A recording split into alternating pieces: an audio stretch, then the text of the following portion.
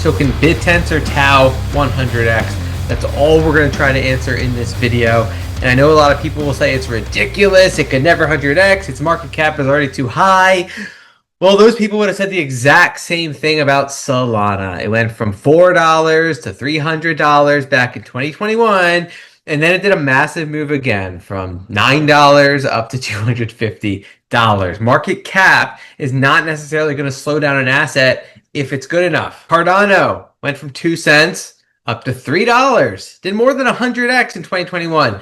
0 people would have predicted that. So it's possible for Cardano. If it's possible for Solana, it could be possible for TAO. And again, that's exactly what we're going to answer. Now, here's the current chart pattern of TAO. What you can see is that it looks like it's forming a nice base. It's been trading in a range. It looks like it's about to break out to the upside, just consolidating, coiling up to make a massive move. The question is, how big of a move can TAO make? Can TAO at least break into the crypto top 10? This is what the top 10 is currently comprised of. Cardano is currently the 10th highest valued asset. It has a market cap of $34 billion. That would be something like a 10x from Bittensor. So the distance between TAO and the top 10 at this point is a 10x move. So can it go beyond that? That's again what we're going to try to answer in today's video. We think it can obviously get to the top 10. That would be a 10x. Can it go beyond that? Well, what sets TAO apart from some of those other assets that 100x, Solana, Cardano, what sets it apart for the next potential bull run is that institutional money is allocating to TAO. We're just getting started. And at this stage of the game, already seeing Bittensor TAO treasury companies. TAO Synergies, 42,000 TAO tokens. These are publicly traded companies. XTAO, 41,000 TAO tokens. Oblong Inc., almost 10,000 TAO tokens, and Safello, approximately 3,000 TAO tokens. So very unlike a lot of these other altcoins, TAO has publicly traded companies, 4 or 5 at this point, stacking this asset, selling shares into the market like MicroStrategy did, and buying up TAO. Joseph Jackson is the chief philosopher of the Bittensor ecosystem. The total addressable market for Bitcoin is capital. Few $100 trillion. The total addressable market for Bittensor is capitalism, tens of quadrillions of dollars. Bittensor is digital capitalism. It incentivizes people, miners, machines all over the world to go out and solve problems, to create value. That's what its subnets do. It has 128 different subnets currently. There's a cap. They're going to release that cap, and thousands more subnets will be able to join. And each one of these subnets is competing for Bittensor. The more value they provide, the more Bittensor they earn. These are all teams around the world competing for this asset. That is capitalism. They are incentivizing a free market. The purchasing power of infinitely improving digital intelligence commodities is going up forever. That's what we're talking about. It's a chain reaction in cyberspace. It can't be slowed down. They've unleashed a free market. People competing, the smartest people on the planet in quantum computing, in AI, in pharmaceutical research, in compute, in data storage, in everything, the smartest people on the planet now competing, unleashing that human potential. Crypto is about network effects. They've created a powerful network. And so currently there's 128 subnets. Here's just a quick one. We talk about this one on the channel all the time. Very, very bullish. This is subnet 51.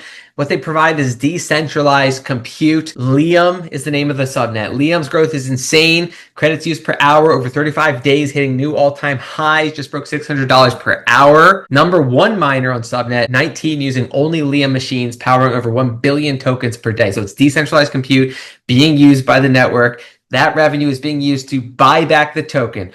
All these subnets want their token value to skyrocket because as the token value skyrockets, more and more TAO emissions are earned. Again, everyone's competing for TAO emissions. They want their token value and market cap to skyrocket. That is what they are working on by buying back their token. That's just one example of subnet. There's so many. Here's how they're being used. This is the creator of Bittensor, the head of the Open Tensor Foundation, Jake Steeves. Open systems incentives model. So Jake Steeves created his own subnet. Remember, there's 128. He created Affine. Here's Affine. What Affine does is align the resources from subnets within the Bittensor ecosystem so that they can be used for powerful applications. So what we see is Affine here, the alignment layer. They're coordinating resources. So we have the service layer. Gradients is one subnet. Grail is another subnet. Shoot subnet 64 is another subnet. That's all moving to the alignment layer, which is Affine. And at the commodity layer, we have Targan subnet 4, providing decentralized compute. We have Leon, we just talked about that, subnet 51. And we have Hippias, which is decentralized data storage, that's subnet 75, right? So Affine is going to be aligning all the resources that you need to create powerful artificial intelligence and is going to be using all those resources to power the application layer, which currently the head of the Open Tensor Foundation is saying is Ridge's AI, subnet 62, which is a powerhouse, and it continues to pump. And we've talked about it on this channel. Very interesting asset. We've been in that one for a long time, earning ridiculous passive income. So that is how it's designed to work, harnessing the value of all these different subnets to create the world's most revolutionary technology on the planet. And we've covered in this video how these subnets are able to start competing with big tech. Again, what happens when you unleash human potential around the world in a distributed, decentralized way is you get very efficiently the most powerful technology on the planet. The idea behind Bittensor was that Bitcoin was able to create the world's biggest computing network at a fraction of the cost it would have taken Amazon to build massive warehouses and create centralized data centers. So at a fraction of the cost, you can create artificial intelligence and you can compete with big tech, and it's happening. And all of these subnets are tradable on Coinbase's Base blockchain and the Solana blockchain. We've also covered that in a separate video, that the liquidity from Solana and Base is now going to be available to flood into these subnets. So in a crypto bull market, when a bunch of small caps pump 10x, 15x, meme coins start to pump, where do you think money is going to flow? You can buy a meme coin for a $5 million market cap, or you can buy these subnets for a $5 million market cap. Let's just take a look at the fully diluted valuations of some of these assets, right? How easy of a decision is it when, again, you're competing with small cap meme coins, gaming coins, and at the same time, you're creating technology that can compete with big tech? Don't you think these subnets are probably going to get a premium compared to most meme coins? Well, the market caps of these subnets are currently absolutely tiny. So the market cap of Shoots is $100 million. Liam, subnet 51, is $50 million. Targan is $44 million. Ridge's AI, we just talked about, is $25 million. Fully diluted valuation, $250 million.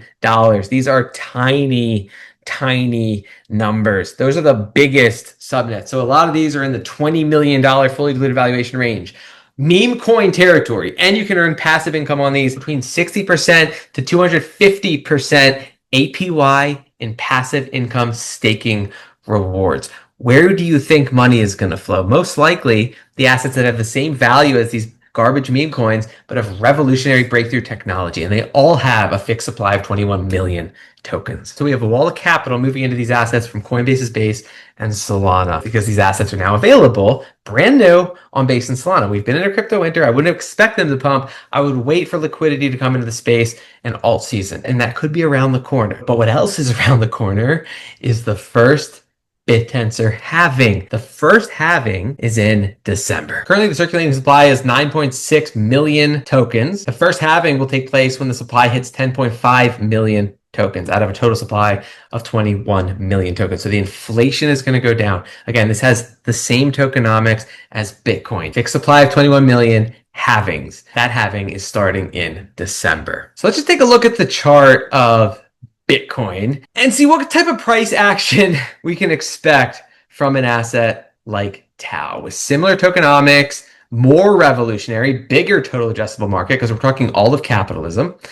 Let's just see how Bitcoin behaved in the past. When Bitcoin was the same price as TAO, the exact same market cap as TAO, around here, the price of Bitcoin was around $400. It subsequently, in the 2017 bull market, not the 2021 bull market, it did a 50x. It went to $20,000. This is the move that Bitcoin made when it was at the same stage as TAO is now. What was special about Bitcoin? It was the first blockchain asset. It had growing network effects, growing mining hash rate, growing adoption, What is special about Bittensor? It is exponentially growing adoption, massive network effects, teams all around the world competing for TAO. More and more subnets are going to be joining this network. They want thousands of subnets eventually. And without the cap on the number of subnets, we would be getting close to numbers like that. We'd be in the hundreds of subnets. That's the type of demand we're talking about. So can Bittensor make a move like this? Absolutely. Can it do 100x? Well, Bitcoin didn't do 100x in the 2017 bull market when it was at a similar stage. Now, obviously, the total addressable market of Bittensor is capitalism, so it's a little bigger than Bitcoin, but let's be conservative and say that Bittensor will do half the move that Bitcoin did. It's unlikely. I would say it outperforms Bitcoin because we have Barry Silbert, the same guy who was pumping Bitcoin in those early days. We have the same multi-billionaire Barry Silbert now pumping TAO. He's incredibly bullish Bittensor TAO. He's incredibly bullish to subnets. We talk about on this channel which subnets he's invested in. And so he's pumping this asset the same way. Crypto is more mainstream. There's going to be more money flowing into it. So can Bittensor outperform Bitcoin? Absolutely can. But to be conservative, let's say it only does half the move that Bitcoin made in 2017. That would send it from $400 to $10,000. So can TAO reach $10,000? Absolutely. That's a 25x. Can it go beyond that? Absolutely. Bitcoin went beyond that. They have the same tokenomics. They're both revolutionary. So my prediction for a bull run, when the world starts to wake up with what's going on in this space, we have the US government doing everything it can to make sure, we have BlackRock doing everything it can to make sure that money floods into crypto. So when the world wakes up to these assets, can TAO do a 25x to 10,000? Absolutely. It already happened with Bitcoin, which was less revolutionary than TAO. And again, we have the first Bittensor halving in December. What happened to Bitcoin every other halving? It pumped. So my personal opinion is that TAO can do a 25x from here. That's half of what Bitcoin did in 2017. So it's a conservative estimate. So can it 100x? It can. My personal conservative opinion is that it 25x's. So can that get TAO into the top 10? Well, a move like that will give TAO a market cap of $90 billion. Again, nothing crazy. Tron is in the top 10 with a market cap of $34 billion. Now, obviously, in a bull market, a lot of these will pump. We know TAO is more revolutionary than most of the assets in here. It's much more revolutionary than Dogecoin. So can it flip Dogecoin? Yes. That would put it comfortably in the top 10. So my personal opinion is TAO can easily make it to the top 10, and it can do it with a 25x move.